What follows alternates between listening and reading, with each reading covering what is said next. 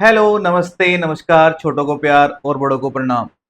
स्वागत है आप सभी का आपके अपने चैनल टॉप कर ले पर, जहां पर हम आज डिस्कस करने वाले हैं गॉस थ्योरम के बारे में। लेकिन गॉस थ्योरम पढ़ने से पहले हमें कुछ टॉपिक क्लियर होने चाहिए, जैसे कि इलेक्ट्रिक फ्लक्स क्या होता है और एरिया वेक्टर क्या होता है। इलेक्ट्रिक फ्लक्स को बताने के लिए मुझे एरिया वेक्टर की जरूरत पड़ती है और फिर उसका यूज हम किस में करते हैं, गॉस थ्योरम में करते हैं। तो सबसे पहले इन छोटे टॉपिक्स को कवर कर लेते हैं। स्वागत है आप सभी का इस लेक्चर में। बढ़ाते हैं एक कदम टॉप करने की ओर। देखिए, तो एरिया वेक्टर है बेटा, अभी तक आपने पढ़ा होगा स्केलर क्वांटिटी है। यहाँ हमने जब हमें गॉस थ्योरम में बहुत ज्यादा जरूरत पड़ती है इसके डायरेक्शन की, कि किस तरीके से हम इसकी डायरेक्शन लेंगे, बताऊंगा अभी क्यों जरूरत पड़ेगी इसकी। पहले आप ये जान लेते हैं कि एरिया वेक्टर एक्चुअल में होता क्या है। देखिए जी, एरिया वेक्टर अगर मैं बताऊं तो area vector is a vector whose magnitude is equal to the surface area. जो भी सरफेस एरिया का आपके लिए जो भी वेक्टर पूछा है उसने, किसी भी सरफेस के लिए जो वेक्टर पूछा है, उसका जो मैग्नीट्यूड होगा एरिया वेक्टर का, वो सरफेस एरिया के बराबर हो। ठीक है। और डायरेक्शन हमेशा उस सरफेस एरिया के परपेंडिकुलर होगी। कैसे? मैं मानता हूं कि भाई हमारे पास में एक ये इस तरीके से एरिया है।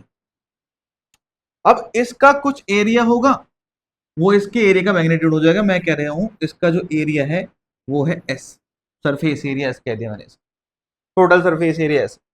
तो जो मैं एरिया वेक्टर ले रहा हूं बेटा, मैं कह रहा हूं एरिया वेक्टर को मैं रिप्रेजेंट करता हूं एस वेक्टर से। तो इसका जो मैग्नीट्यूड है वो एस के बराबर आएगा।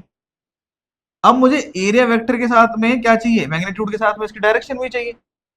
और अगर मैं यहाँ पे देखता हूँ एक छोटा सा डीएस कट करें हम, छोटा सा एरिया, और इसका मैं क्या देखता हूँ, कट भी ना करो, इस पूरे की हम क्या देख लेते हैं, डायरेक्शन देख लेते हैं। तो मैंने क्या बताया, डायरेक्शन होगी उस सरफेस एरिया के परपेंडिकुलर। तो परपेंडिकुलर कुछ इस तरीके से बन जाएगा, और यहाँ पे जो डीएस की डायरेक्शन ऐसे आ जाएगी। यहाँ कहते हैं नॉर्मल टू द सरफेस, है ना। सपोज कर लेते हैं हम, ये हमारे पास में एक एरिया है, ये सरफेस एरिया हो जाएगा। इसका जो एरिया होगा वो इस एरिया वेक्टर का मैग्नीट्यूड हो गया, और डायरेक्शन हमेशा क्या हो जाएगी, इस एरिया के परपेंडिकुलर, यानी कि नॉर्मल। नॉर्मल क्योंकि सरफेस पे जब 90 डिग्री का एंगल बनता है तो उसको हम नॉर्मल कहते हैं। तो नॉर्मल इस तरीके से हमेशा क्या बनेगा, जो सरफेस जो हमारे पास में एरिया वेक्टर है उसकी डायरेक्शन हमेशा परपेंडिकुलर टू द सरफेस होगी। यानी कि जब मैं यहाँ पे डीएस की डायरेक्शन लिखूंगा, ये तो मैग्नीट्यूड होगा, और मैं डायरेक्शन को किससे रिप्रेजेंट कर देता हूँ, यूनिट वेक्टर से। तो जो ये यूनिट वेक्टर आया है ये हमेशा क्या होगा, परपेंडिकुलर टू द सरफेस। ये बात समझ में आई क्या? तो यहां से अगर मैं यूनिट वेक्टर निकालना चाहूं तो कैसे निकाल सकता हूं, इस एरिया वेक्टर को डिवाइड कर दूं इसके मैग्नीट्यूड से। ये हमें पता है, यूनिट वेक्टर हम पहले भी पढ़ चुके हैं। ठीक है जी। ये तो बात होगी एरिया वेक्टर की। बस ये ध्यान रखना है कि जो एरिया वेक्टर होगा हमेशा परपेंडिकुलर टू द सरफेस होगा। जब हम 3D सरफेस की बात करते हैं, जैसे स्फीयर कह लो, सिलेंडर कह लो, जैसे देखो ये स्फीयर है, मैंने कहा ये एक आर रेडियस का स्फीयर है, और मैं इस आर रेडियस के स्फीयर पे एक छोटा सा, कितना छोटा सा नन्ना सा मुन्ना सा एलिमेंट कट कर लेता हूं बेटे। क्या कट कर लेता हूं, छोटा सा, यहाँ पे डीएस एलिमेंट कट कर लेते हैं आप। ये कट कर लिया हमने, ये डीएस एरिया एलिमेंट कट कर लिया। तो इसका जो एरिया वेक्टर आएगा वो हमेशा क्या होगा, परपेंडिकुलर होगा और आउटवर्ड होगा। यानी क्या, तो नॉर्मल होगा और आउटवर्ड होगा। ये इसका एरिया वेक्टर हो जाएगा। ये बात समझ में आ रही है क्या, कोई दिक्कत है? ऐसे अगर मैं एक सिलेंडर की बात करता हूं, जैसे आपने कोई ये सिलेंडर लिया है, तो अगर मैं ये वाला सरफेस लूंगा, ये वाला ऊपर वाला, तो इसके सरफेस यानी कि कर्व, जैसे ये देखो यही सिलेंडर है, ये कर्व में बनना, इसके कितने फेस होंगे, 3 फेस। एक फेस ये रहा, एक फेस ये रहा, और एक रहा कर्व सरफेस। 3 सरफेस होंगे। अगर मैं इस सरफेस पे क्या देखता हूँ, इस वाले सरफेस पे क्या देखता हूँ, एरिया वेक्टर देखता हूँ, तो हमेशा परपेंडिकुलर आएगा जिस पॉइंट पे देखूंगा। अगर इस पॉइंट पे देखूंगा तो यहाँ से परपेंडिकुलर डलेगा ये।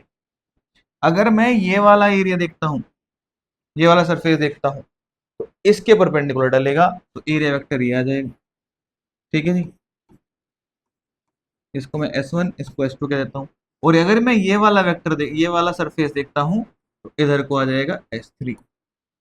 तो तो हमेशा परपेंडिकुलर टू द सरफेस होगा और आउटवर्ड होगा अगर हमने कोई 3D सरफेस लिया हुआ है। यहाँ पे इस तरीके से लिखा गया है। चलिए नेक्स्ट टॉपिक है हमारे पास में इलेक्ट्रिक फ्लक्स। तो देखिए जी, इलेक्ट्रिक फ्लक्स कुछ नहीं है, मेजरमेंट है किसी गिवन एरिया से कितनी electric field lines normally pass out होती है, यानी कि 90 डिग्री के एंगल से पास होती है।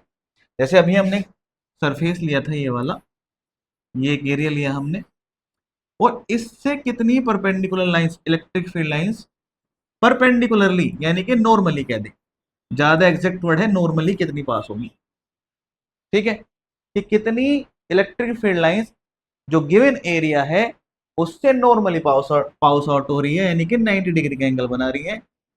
अब उस कंडीशन में हम कहेंगे ये जो इलेक्ट्रिक फील्ड लाइंस है वो रिप्रेजेंट कर रही है इस एरिया का इलेक्ट्रिक फ्लक्स। ठीक है, हम कह देते हैं अगर ये इलेक्ट्रिक फील्ड ई है और इस पूरे सरफेस का जो एरिया है वो एस है।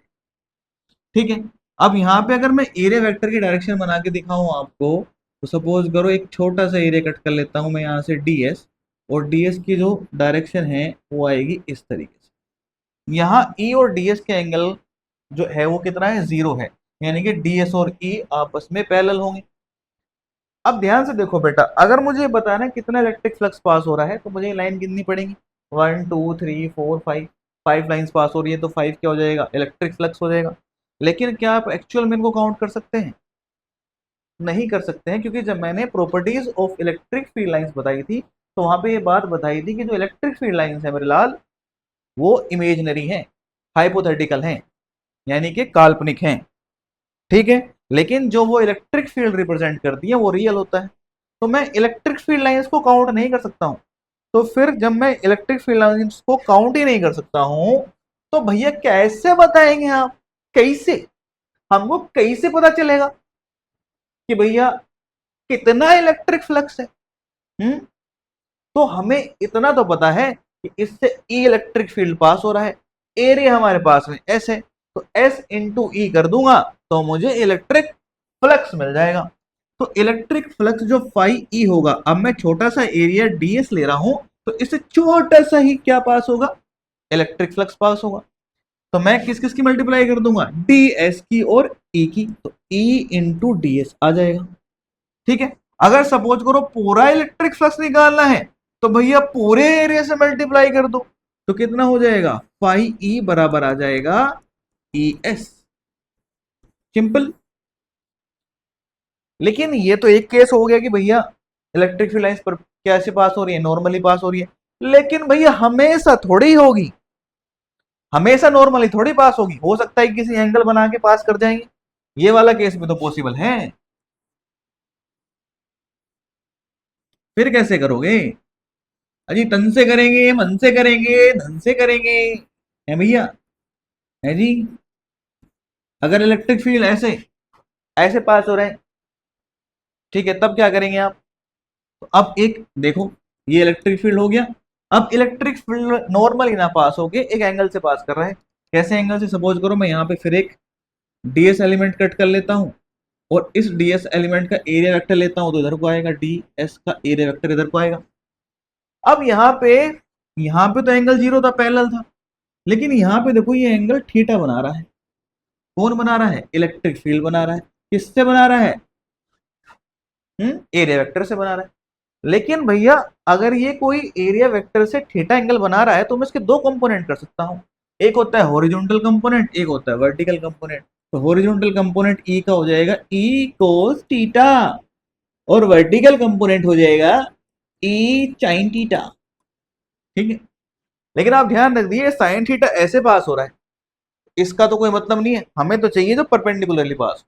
परपेंडिकुलरली यानी कि नॉर्मली जो पास हो, नॉर्मली कौन सा पास हो रहा है, ई कोस थीटा। तो अगर मैं यहाँ पे डी फाई की वैल्यू निकाल लूं, फाई ई की वैल्यू, तो किसके बराबर आएगी भैया? ये आएगी E cos theta into D S के बराबर। बहुत सही। और अगर आप इसको ऐसे लिखें D phi E E D S cos theta, अब देखो जो इलेक्ट्रिक फील्ड है वो वेक्टर क्वांटिटी है, एरिया वेक्टर है वो भी वेक्टर क्वांटिटी है, अभी बताया। और जब इन दो वेक्टर के बीच में जो एंगल अगर कोस का आ जाता है तो वो डॉट प्रोडक्ट को रिप्रेजेंट करता है मेरे लाल। तो यहां से जो डी फाई ई आएगा वो क्या आएगा, वो आएगा ई डॉट डीएस। आएगा या नहीं आएगा। और जो डॉट प्रोडक्ट से मिलती है वो कैसी क्वांटिटी मिलती है हमें, स्केलर क्वांटिटी मिलती है। तो जो इलेक्ट्रिक फ्लक्स है वो कैसी क्वांटिटी है, वो कैसी क्वांटिटी है भैया, स्केलर क्वांटिटी है, याद रखेंगे आप।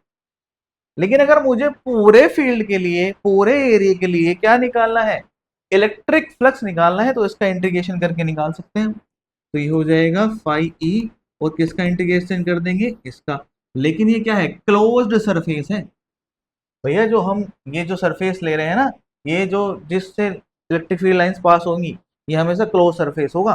तो इसलिए मैं यहाँ पे क्लोज इंटीग्रल का निशान लगा के डी फाई को इंटीग्रेट कर देता हूँ, डी फाई को।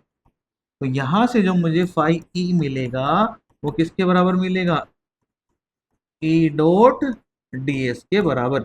इसी को मैं लिख सकता हूं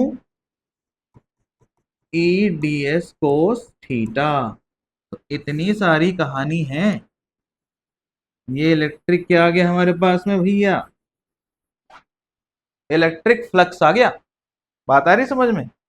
अब अगर मैं यहाँ पे इलेक्ट्रिक फ्लक्स की यूनिट बताऊं आपको, तो यूनिट क्या बनेगी, देखो इलेक्ट्रिक फ्लक्स किधर से तक क्या है, ई इंटू एस है। ई की क्या होती है, न्यूटन पर कूलम। और सरफेस जो एरिया है उसकी होती है मीटर स्क्वायर। तो अगर मैं यूनिट देखूं तो यूनिट क्या बनेगी, इसकी यूनिट बनेगी न्यूटन मीटर स्क्वायर पर कूलम। ठीक है, कोई दिक्कत है। एक और इलेक्ट्रिक फील्ड की होती है दूसरी यूनिट।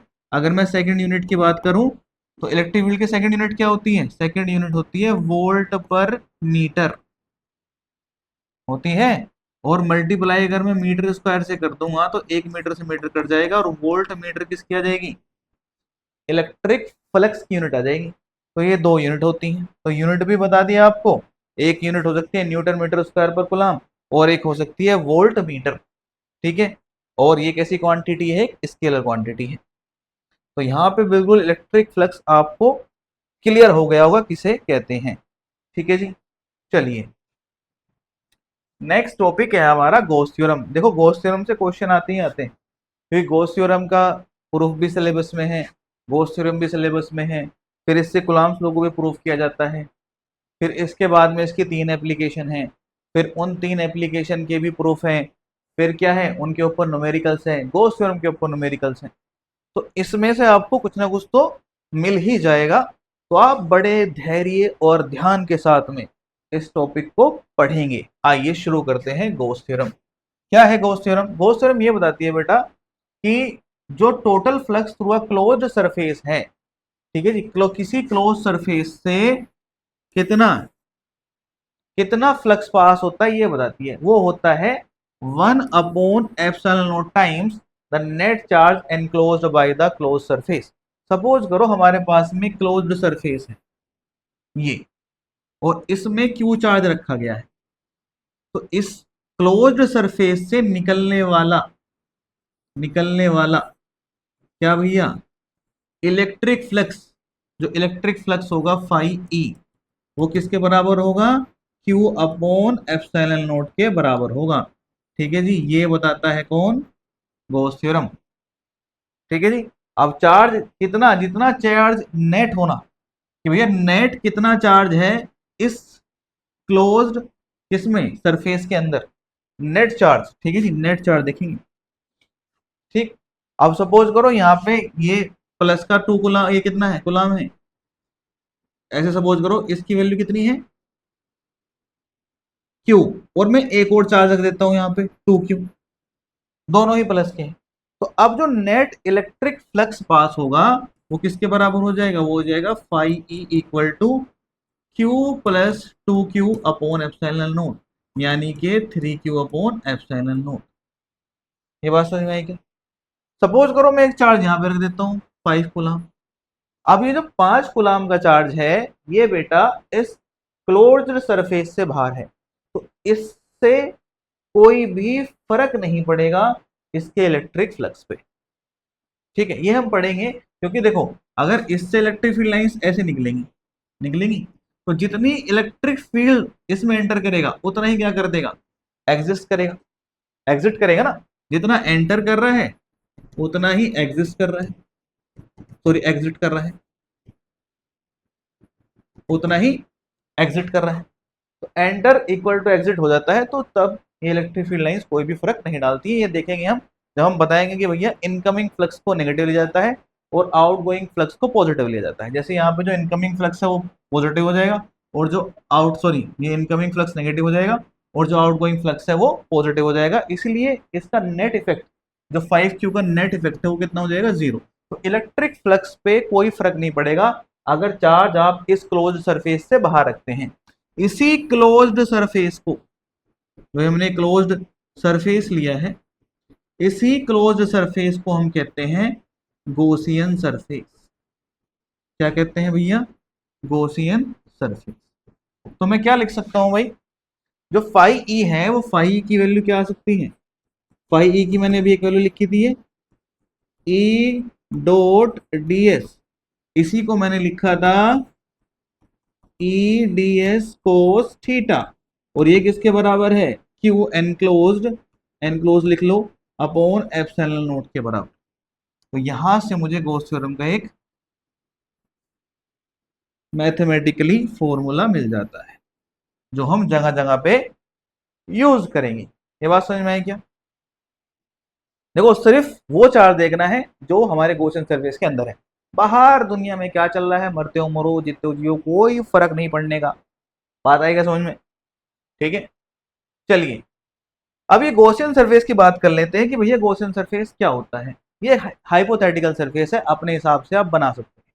ठीक है जी, आप इस गॉसियन सरफेस को कहीं भी मान सकते हैं अपनी सहूलियत के अकॉर्डिंग, लेकिन इसके कुछ प्रॉपर्टीज होती है। देखो यहाँ लिखा हुआ है hypothetical close surface enclosing a charge is called Gaussian surface. जो किसी चार्ज को क्या कर रहा हो, एनक्लोज कर रहा हो, तो उसको हम गॉसियन सरफेस कहेंगे। अगर उसके अंदर चार्ज ही नहीं होगा तो भैया गॉसियन सरफेस क्यों लेंगे हम, क्या जरूरत है।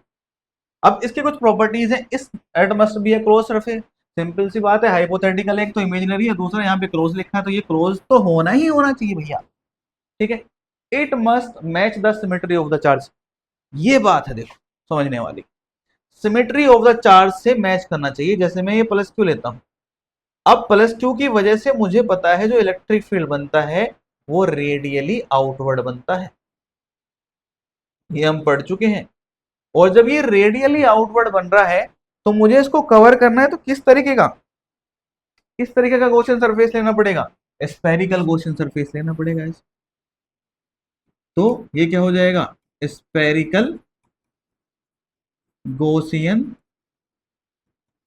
सरफेस। अभी हम पढ़ेंगे चार्ज डिस्ट्रीब्यूशन नेक्स्ट लेक्चर में।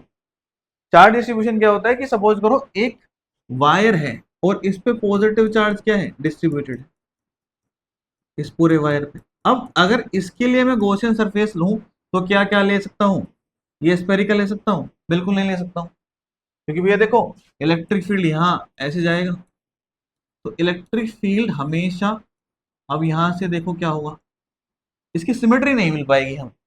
वो जब सिमेट्री नहीं मिल पाएगी तो हमें तो क्या चाहिए, इस चार्ज जो एनक्लोज कर रहा है सिमेट्रिक होना चाहिए। तो ऐसी कंडीशन में वहां पे हम जब गॉसियन सरफेस लेंगे तो वहां सिलेंड्रिकल गॉसियन सरफेस लेंगे। बात आ रही समझ में? तो ये सिमेट्रिक की बात हुई है। ठीक है, the surface should be drawn such that the magnitude of electric field, जो मैग्नीट्यूड होगा इलेक्ट्रिक फील्ड का, is constant at all points. देखो कांस्टेंट होना चाहिए। अगर मैं यहाँ गॉसियन सरफेस ले लूँ तो कांस्टेंट तो होगा नहीं, अगर मैं स्फेरिकल ले लूंगा। यहाँ पे देखो इस पॉइंट पे अगर ये भी आर डिस्टेंस पे है, ये भी आर डिस्टेंस पे है, ये भी आर डिस्टेंस पे है, तो सारे पे इस पूरे सरफेस पे जब हमने गॉसियन सरफेस मानना है, ये जो गॉसियन सरफेस मानना है, इस पे इलेक्ट्रिक फील्ड क्या रहेगा, पूरे पे कांस्टेंट रहेगा। यहाँ पे अगर मैं स्फेरिकल मान लेता तब कांस्टेंट नहीं होता।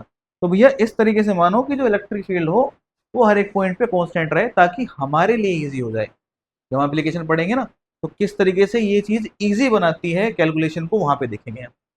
दूसरा देखो, जो इस तरीके से लेना चाहिए, जो एंगल बिटवीन ई और ए वेक्टर है, या तो वो 0 आए या वो 90 डिग्री आए। ठीक है जी, या तो वो 0 आए या 90 डिग्री आए। जैसे देखो मैंने ये माना था सिलेंड्रिकल गॉसियन सरफेस माना। अब सिलेंड्रिकल गॉसियन सरफेस में देखो एक सरफेस ये है, एक सरफेस ये है और एक सरफेस ये है, 3 सरफेस है। अब इलेक्ट्रिक फील्ड इस डायरेक्शन में है, इलेक्ट्रिक फील्ड इस डायरेक्शन में है। अगर यहाँ पे एरिया वेक्टर देखता हूँ तो इधर को आएगा, एंगल दोनों के बीच में कितना हो जाएगा, 0 डिग्री हो जाएगा। यहाँ पे देखो एरिया वेक्टर इधर को आएगा और इलेक्ट्रिक फील्ड इधर को है, इन दोनों के बीच का एंगल कितना हो जाएगा, 90 डिग्री हो जाएगा। इसीलिए हमने गॉसियन सरफेस यहाँ पे सिलेंड्रिकल माना है। डिटेल में पढ़ेंगे जब एप्लीकेशन पढ़ाएंगे किसकी, गॉस थ्योरम। ये तो सिर्फ एक रिव्यू सा है गॉसियन सरफेस के बारे में, ताकि आपको पता चल सके एक्चुअल में गॉसियन सरफेस होता क्या है, क्या यूज है इसका। चलिए अब हम देख लेते हैं प्रूफ किस तरीके से करते हैं गॉस थ्योरम का। हम गॉस थ्योरम का प्रूफ एक पॉजिटिव पॉइंट चार्ज के लिए करेंगे जो कहीं स्पेस में एट पॉइंट ओ पे रखा गया है। ठीक है, तो अभी बताया कि सपोज करें भैया ये जो पॉइंट है ये है ओ, और यहाँ पे एक पॉजिटिव चार्ज क्यू पुट करा गया है। अब मुझे आपको बताया था कि भैया जो पॉजिटिव चार्ज होता है, देखो ये पॉजिटिव चार्ज इस पॉइंट पे रखा गया है, मैं यहाँ पे दिखा रहा हूँ, देखो यहाँ ये पॉइंट ओ है, इस पे प्लस क्यू चार्ज रखा गया है, तो इलेक्ट्रिक फील्ड रेडियली आउटवर्ड बनेगी इस तरीके से इससे। ये तो बात अभी कर चुके भैया हम, कैसी बनेगी, रेडियली आउटवर्ड। अरे बनेगी कि नहीं बनेगी भैया, बिल्कुल बनेगी। अब रेडियली आउटवर्ड बनेगी तो हमें गॉसियन सरफेस कैसा लेना चाहिए, स्फेरिकल लेना चाहिए। बिल्कुल सही बात है भैया, स्फेरिकल ले लो। कहाँ है, आजा आजा मैं हूं प्यार तेरा, वल्लाह वल्लाह इनकार तेरा। देखिए ये हमने क्या ले लिया, एक गॉसियन सरफेस लिया है। कैसे लिया है, ओहो कुछ गड़बड़ हो रहा है भैया, चलो छोड़े ही छोड़ देते हैं इसको। आप ये सपोज करें कि जो इसकी रेडियस है वो कितनी है, आर रेडियस का हमने जो गॉसियन सरफेस लिया है, जो आर रेडियस का ये ले लिया गॉसियन सरफेस। ठीक है जी, इसकी रेडियस कितनी है, आर, तो यहां से हमने एक आर रेडियस का गॉसियन सरफेस ले लिया। आप भी ले लो, हमने भी ले लिया, ऐसे ये लिखा हुआ देखो यहाँ पे, जिसका सेंटर ओ है। ठीक, अब इलेक्ट्रिक फील्ड की डायरेक्शन आप देख पा रहे हैं, ये रही इलेक्ट्रिक फील्ड की डायरेक्शन। और अब मुझे क्या करना पड़ेगा, मैं यहाँ पे एक छोटा सा डीएस एरिया एलिमेंट कट कर लेता हूं। कर लो, तो क्या जा रहा है आपका, सपोज करो ये एरिया एलिमेंट है, यहाँ पे मैंने कट कर लिया इस तरीके से। एक मिनट, मैंने यहाँ पे एक एरिया एलिमेंट क्या कट कर लिया, डीएस, ये डीएस एरिया एलिमेंट कट कर लिया। इस तरीके से कट करेंगे इसको, सॉलिड फॉर्म में निकलेगा ये, जैसे कौन निकाल लेते हैं ना भाई, एक सरफेस से आप कौन निकाल लो बाहर, उस तरीके से निकलेगा ये। अब अगर मैं ध्यान से देखूं, ये जो डीएस एलिमेंट है इसका एरिया वेक्टर भी तो इधर को ही आएगा, परपेंडिकुलरली या नॉर्मली आउटवर्ड। बताया था सॉलिड से होता है, स्फीयर क्या है, सॉलिड है, तो डीएस का जो एरिया वेक्टर है वो इधर को आ जाएगा, एरिया वेक्टर इधर। और ई और डीएस के बीच में बनने वाला एंगल थीटा, वो दोनों अगर सेम डायरेक्शन में है तो 0 डिग्री होगा। अब ड्यू टू सिमेट्री किसी भी पॉइंट पर आप एरिया एलिमेंट कट करके देख लें। सपोज करो मैं यहाँ पे कट करके देखता हूँ एक एरिया एलिमेंट ऐसे, ये ऐसे, तो इसका एरिया वेक्टर भी इधर को आ जाएगा, इधर को आ जाएगा, आ जाएगा नहीं आ जाएगा। और ई भी वेक्टर इधर को ही है, तो यहाँ भी एंगल कितना आएगा, 0 डिग्री है। तो भाई कहीं पे भी कट करके देख लो आप, जो हमारा एरिया वेक्टर आएगा वो हमेशा क्या आएगा, ई की डायरेक्शन में आएगा, इसलिए थीटा की वैल्यू हमेशा कितनी होगी, 0 के बराबर होगी। ठीक है, तो चाहे यहां लिख भी सकते हैं कि भैया ड्यू टू, या ऐसे कर लो, पहले इलेक्ट्रिक फील्ड लिख लेते हैं कि भैया electric field at any point on surface S.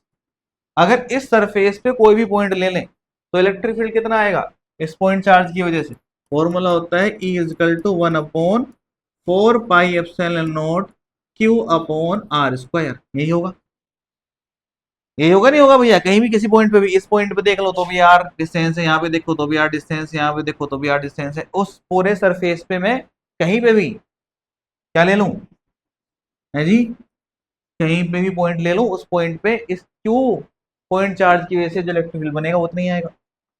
यहां मैं लिख देता हूं क्या है ये, स्फेरिकल, कभी आप सर्कल समझ लो, स्फेरिकल गॉसियन सरफेस। ठीक है जी, बात आई समझ। अब यहां देखो, due to symmetry angle between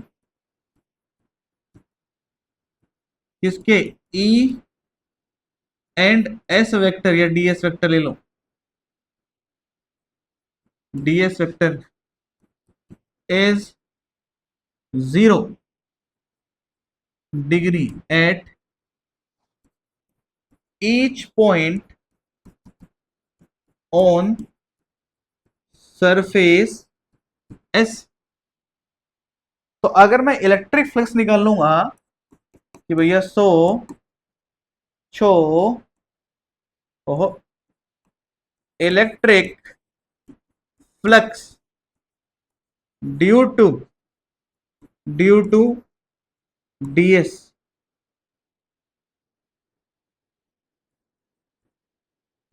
इस खाली डीएस की वजह से इलेक्ट्रिक फ्लक्स कितना आएगा, डी फाई ई बताया था, और ये कितना हो जाएगा, क्लोज हो जाएगा, सॉरी क्लोज कह रहा हूं, ये हो जाएगा हमारे पास में कितना, ई डॉट डीएस हो जाएगा। इसी को मैं लिख सकता हूं डी फाई ई बराबर हो जाएगा ई डी एस कोस थीटा। अब इस कोस थीटा की जो वैल्यू है मेरे लाल वो कितनी हो जाएगी, 0 हो जाएगी। तो अगर ई डी एस कोस 0, अगर मैं नेट इलेक्ट्रिक फील्ड निकालता हूं, sorry net electric flux, net electric flux, ठीक है जी, पूरे सरफेस पे, ठीक है जी, अगर मैं पूरे सरफेस पे नेट इलेक्ट्रिक फील्ड निकालता हूं तो मैं क्या करूंगा, ये फाई के बराबर आ जाएगा, किसके बराबर आ जाएगा भैया, फाई ई के बराबर, और इंटीग्रेट कर देंगे फाई किसको, डी फाई ई को, और डी फाई को इंटीग्रेट करूंगा तो क्या आ जाएगा, यहाँ आ जाएगा ई डी एस कोस जीरो की वैल्यू 0, सॉरी 1, कोस 0 की वैल्यू 1, ई तो बाहर आ जाएगा, क्रॉस में डॉट कितना रहेगा, डीएस, और डीएस को अगर मैं क्या करता हूँ, इंटीग्रेट कर देता हूँ तो मुझे इस सरफेस का क्या मिल जाएगा, सरफेस एरिया मिल जाएगा। और स्फेयर का सरफेस एरिया किसके बराबर होता है भैया, जल्दी बताओ जल्दी बताओ, 4 पाई r स्क्वायर। और ई की वैल्यू कितनी लिखी थी हमने, ये री की वैल्यू, तो ई की वैल्यू आ जाएगी 1/4 pi epsilon naught Q upon R square, और डीएस की वैल्यू आ जाएगी 4 पाई r स्क्वायर। 4 पाई से 4 पाई को चीर दो, आर स्क्वायर से आर स्क्वायर को चीर दो, तो क्या बचेगा भैया, ये बचेगा फाई ई इक्वल्स टू किसके बराबर, क्यू अपॉन एप्सिलॉन नॉट के बराबर। सिंपल है या नहीं है, बहुत सिंपल है, ठीक है जी, इजी है। क्या करा, छोटे से डीएस एलिमेंट के लिए क्या निकाला, डी फाई निकाला, इसको इंटीग्रेट कर दिया, इंटीग्रेट करा तो ये तो कांस्टेंट है तो ई बाहर ले लिया, क्योंकि हर एक पॉइंट पे क्या है, ई तो सेम है। डीएस को इंटीग्रेट करेंगे तो 4 पाई r स्क्वायर आ जाएगा, 4 पाई से 4 पाई कैंसिल, आर स्क्वायर से आर स्क्वायर को उड़ा दो, और क्या बचा हमारे पास में, फाई की value Q upon epsilon not. It is एकदम हैंस प्रूव्ड, ठीक है जी, हैंस प्रूव्ड। तो ये गॉस थ्योरम का छोटा सा प्रूफ है, आपको बात समझ में आई क्या। अब देखो हम गॉस थ्योरम से प्रूफ करने वाले हैं, लास्ट टॉपिक आज के लेक्चर का, प्रूफ करने वाले हैं क्लॉम्स लॉ फ्रॉम गॉस थ्योरम, कि गॉस थ्योरम से, ग्लोस नहीं है भैया, गॉस थ्योरम, गॉस थ्योरम से किस तरीके से क्या प्रूफ करते हैं हम, क्या प्रूफ करते हैं, कूलम्ब्स लॉ। सपोज करो भैया एक क्यू चार्ज है यहाँ पे, अब क्यू चार्ज है तो फिर हम क्या करेंगे, एक स्पेरिकल गॉसियन सरफेस ले लेंगे, ले लिया, ठीक है जी, जिसकी रेडियस कितनी थी, आर थी, सेम कहानी है पिछले वाली, यहाँ से आर रेडियस पे, आर रेडियस ले ली, फिर क्या करेंगे, इस आर रेडियस पे एक डीएस एलिमेंट कट करो, कर दिया जी, डीएस एलिमेंट कट करो, यहाँ पे इलेक्ट्रिक फील्ड की डायरेक्शन ये रही, और इस डीएस एलिमेंट की भी डायरेक्शन किधर को आएगी, ये देखो ये ds एलिमेंट की भी डायरेक्शन इधर को ही है, यानी कि एरिया वेक्टर की डायरेक्शन। तो थीटा भी यहाँ कितना हो जाएगा, 0 डिग्री। सेम चीज़ है बिल्कुल। देखो वो लैंग्वेज भी ऐसे लिख सकते हैं, ये डायग्राम भी बिल्कुल ऐसे बना सकते हैं। बन गया। अब क्या करेंगे, देखो अब हमें गॉस थ्योरम लगा के प्रूफ करना है कूलम्ब्स लॉ को। तो यहां पे अगर मैं देखूं, इलेक्ट्रिक फ्लक्स किसके बराबर आएगा, है जी, इलेक्ट्रिक फ्लक्स थ्रू ds।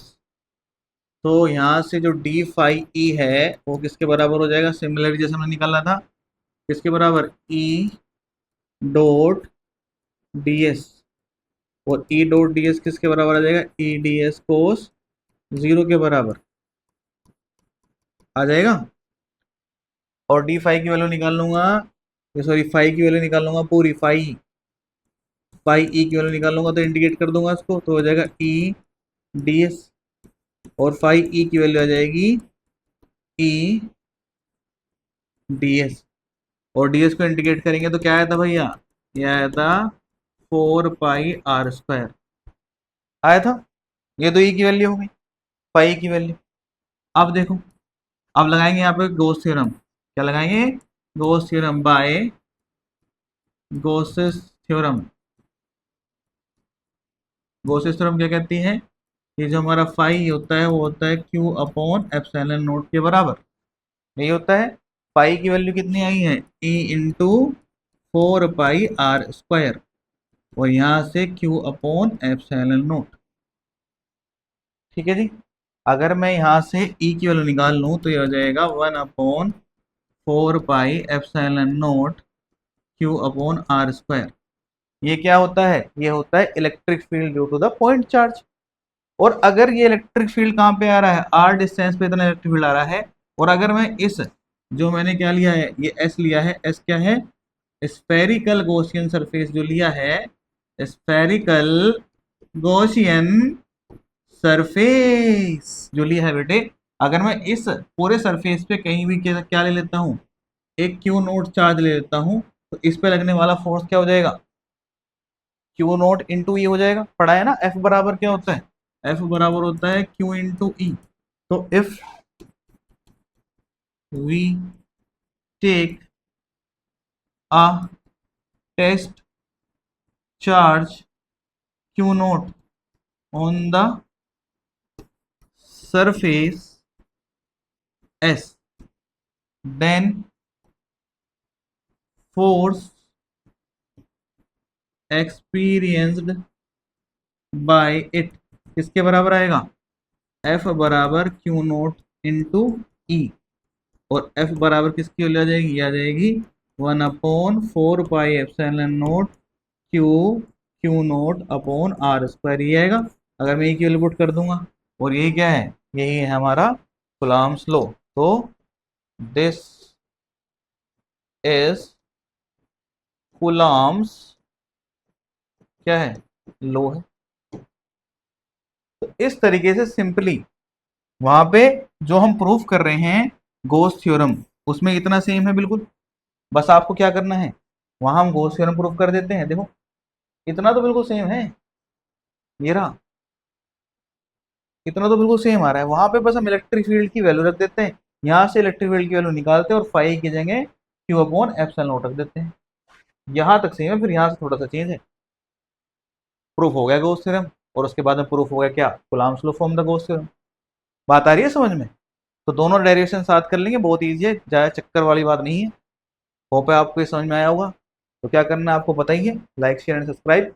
इसके अलावा इससे भी ज़्यादा इंपॉर्टेंट है कि बेटा do not forget to practise and revise. जब तक आप सेल्फ स्टडी नहीं करेंगे तो भैया तब तक कुछ नहीं, कोई भला नहीं हो सकता। मुझसे पढ़ लें, किसी और से पढ़ लें, दुनिया से पढ़ लो, लेकिन जब तक आप सेल्फ स्टडी नहीं करेंगे आप कुछ नहीं सीखेंगे। तो बेटा जितना पढ़ा है उसको रिवाइज करेंगे एक बार, ठीक है। कुछ दिक्कतें आती हैं तो कमेंट बॉक्स से भर दो। मिलते हैं नेक्स्ट लेक्चर में, तब तक के लिए जय हिंद जय भारत।